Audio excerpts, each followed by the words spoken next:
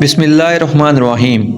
Science کی نظر میں تدفین کے ایک دن بعد یعنی ٹھیک 24 گھنٹے بعد انسان کی آنتوں میں ایسے کیڑوں کا گروہ سرگرم عمل ہو جاتا ہے جو مردے کے پاخانے کے راستے سے نکلنا شروع ہو جاتا ہے، ساتھ ساتھ ناقابل برداشت بدبو پھیلنا شروع کرتا ہے، جو کہ دراصل اپنے ہی ہم پیشہ کیڑوں کو دعوت دیتے ہیں۔ یہ اعلان ہوتے ہی بچھو اور تمام کیڑے مکوڑے انسان کے جسم کی طرف حرکت کرنا شروع کر دیتے ہیں اور انسان کا گوشت شروع کر دیتے ہیں۔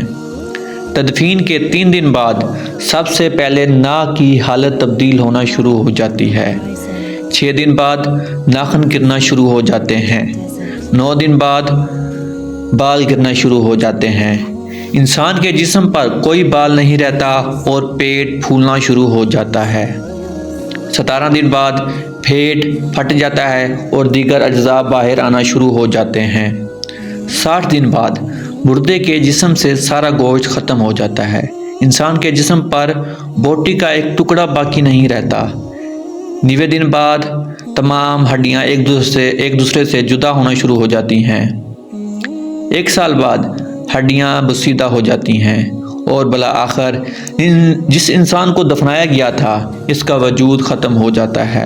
تو میرے دوستو، غرور، تکبر، حرص، لالچ، کمنڈ، دشمنی، حسد، بغض، جلن، عزت و وقار، نام، عہدہ، بادشاہی، یہ سب کہاں جاتا ہے؟ سب کچھ خاک میں مل جاتا ہے۔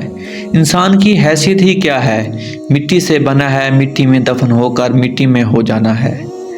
5 یا 6 فٹ کا انسان قبر میں جا کے بے نام و نشان ہو جاتا ہے۔